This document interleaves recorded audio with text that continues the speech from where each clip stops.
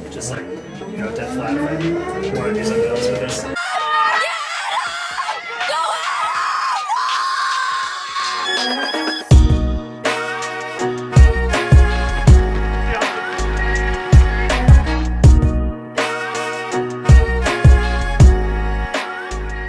What is up, everybody? In this video, we are going to go over my latest marathon in Sacramento, the California International Marathon. If you've already been following along, you're probably familiar with what my goals are, or what they've been this past year, and what they were going into the race. Just in case you're new here, I have been attempting to run the Olympic Trials Qualifier, or the OTQ, for about a year now. And in 364 days, I attempted 4 marathons. And this one, CIM, was my final attempt at that OTQ, which is 218. And right now, what you're probably thinking is, wow, 4 marathon builds in 1 year, that is a lot. And I would agree with you, especially since professional marathoners run about 2 marathons per year. And since most of you have probably been keeping up with my Instagram and all that good stuff, you probably already know, spoiler alert, I did not end up running the 218 OTQ time that I was going for. And in fact, I was several minutes off that time that I wanted to run. As I mentioned in my previous video, I was taking a step back from social media going into this race because I just didn't really want to have to worry about it. I wanted to enjoy having fun,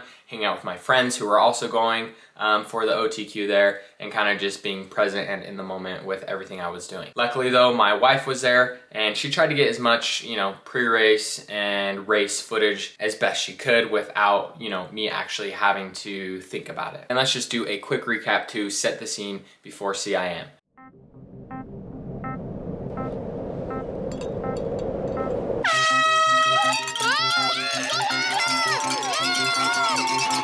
McCurdy Micro Marathon was the most previous marathon that I did 6 weeks prior to my race in Sacramento. So basically I had 6 weeks to kind of revamp my marathon training and get back to feeling good and healthy and in a spot where I feel like I could not only show up to the race, but finish the race, right? And a big part of that is making sure that I wasn't overtrained. I showed up to McCurdy a little hurt, very tired, and just not really ready to race my best. And my coach and I and my wife were all thinking that I might have overtrained a little bit. So this whole marathon and training block was kind of easing back a little bit, focus on feeling good in workouts, kind of just doing what I needed to do to make sure that I could show up to the starting line at CIM ready both physically, mentally, and just excited to race, which I think that we did a good job. And I would say the build went pretty good. I decreased my mileage, so I was running about 85, 90 miles per week, and kind of just not really trying to hammer every single workout that was on my training schedule. And I think it worked. I showed up to CIM feeling good, ready to roll, excited about just showing up to the line. About 10 days before the race, I had the flu. It was the day after Thanksgiving.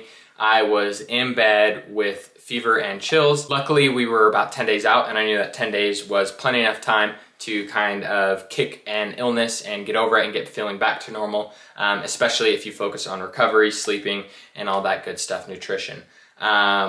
And you know, within 7 days, I felt basically back to normal, energy levels fine. Super happy that that ended up working out. My wife made me this, it's called the Flu Bomb. It's like a drink with garlic, cayenne pepper, ginger, lemon, all that gross stuff, and I drank it twice a day. I feel like it really helped kick the sickness and get me ready to go. So basically by the time I left for California, I was feeling 100% normal, feeling really optimistic that things were all working out and going in my favor.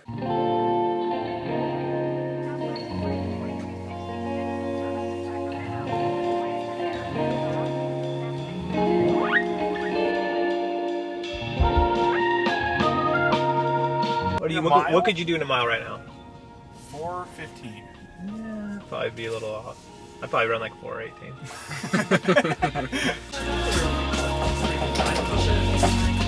This is the wrong house.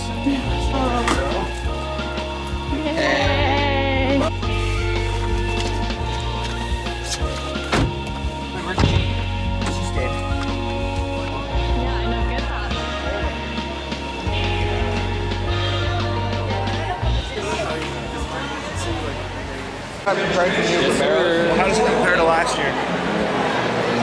He's a regular. Yeah, I do.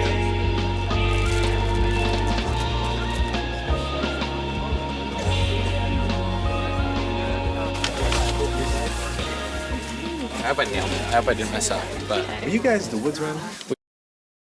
gotta taste mine, bro. Was it good? Black, just straight black. Is it an Americano or just coffee? It's just cold roast coffee. Oh, okay.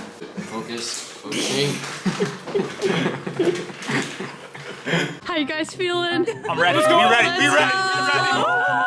Okay, race day came rolling around and everything felt perfect. My energy levels were nice. I was feeling excited, not overly stressed or nervous. And I felt really well rested going into this one, unlike some of my other marathons. Here are my splits throughout the race, and as you can see, I stayed pretty consistent up until the last portion of the race. For those of you who don't know, CIM is not a flat course. It is a rolling kind of hill course. It is net downhill, but you definitely have to earn that downhill. And by mile 15, I could honestly tell that the hills, especially the downhill, was starting to take its toll on my legs. But, you know, I wasn't really worried at this point because my energy levels felt great, my lungs felt great, breathing felt smooth, and I was right on pace. In fact, by mile 15 and 16, I was pretty confident about being able to hold the pace that I was going all the way up until the end. But if there's one thing about the marathon is you do not know how you are going to feel even a mile later. But it wasn't until mile 20 that my faith in my ability to finish at pace was shaken. I could tell that my legs were starting to deteriorate a little quicker than what I wanted, but I was optimistic because I came through the half in 1:08:42, and I knew I at least had 30 seconds to spare at that point in the race. So at mile 22, I knew that even if I was forced to slow down even to 5:25s, I would be dangerously close during that OTQ mark. So the name of the game those last few miles was telling myself that every quarter mile that I hit on pace was a win because that just gave me more time to spare. Then during the 24th mile of the race, the wheels actually came completely off. My legs just were not responding. Up until that point,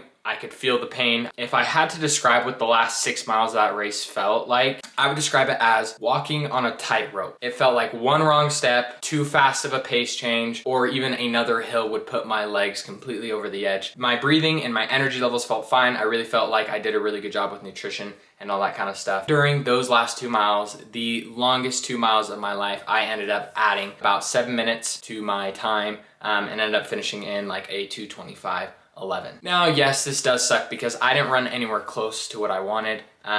You know, I was minutes and minutes off of where I wanted to run, especially since most of the race I was on pace, and for the longest time, I thought I was gonna do it. If you were tracking the race, you probably thought I was gonna do it. And you know, things just fell apart, and that is just how the marathon goes. Dude, there's like nothing that like can prepare you for that last like 4 miles. I swear, dude. Like it's like my legs have never, ever felt like that. It was crazy. It was so crazy. But I will say I am proud of the amount of like mental fortitude, the mental gymnastics that I had to do to get me even to the point where the wheels fell off, those miles leading up to that. I'm very proud of because I definitely ran very tough. I've also had the most fun I've had running a marathon in a long while. I had my friends, my wife there cheering for me. The vibes were amazing. Every time they would cheer, I couldn't help but smile and want to run faster. So overall, it was an awesome and fun experience, even though I'm walking away disappointed with the time that I ended up running. The urban trail, just like, you know, dead flat if I want to do something else. Do you think it counts as carrying the boats today? What does that mean? That you're the tie? Wait, Any training groups out there? you don't know that what run one? carrying the boats is? There's like the Tacoma Run Club. Okay. I've been meaning to like catch up He with doesn't know them. what They carrying run the boats Sundays. is. Hell of a ride. All right. What would you rate the trip? I rate the trip 10 out of 10. Well, actually, no. I'll give it 9.9 out of 10. An OTQ would have been nice. What about you? First off, for those of you watching, I know you guys all went up to Adam at CIM. I was there. Not a single person recognized me. That's on you. Trip 9.9 out of 10. He loves it. What about you? What would you rate the trip? That's hard to say. I'm gonna give it a 7. All Food right, poisoning that's isn't fun, and not finishing isn't fun, but the times were good. Vibes were fair. good overall. So. Now let's take a quick look into why I think that my legs just exploded and did not work. The main marathon this fall was supposed to be the McCurdy Marathon. It is a flat 3-mile loop, completely flat, pancake flat, no hills whatsoever. So hills were not a priority in that build. And then after McCurdy, I had 6 weeks going into CIM. We wanted to pull back training a little bit. And so I really didn't hit a whole lot of mileage or hills, both things that are really important in callousing the legs. So I think I just showed up to CIM with legs that were just not ready to go down those hills at that pace and hold up well. And with that, that was my last chance and opportunity to qualify.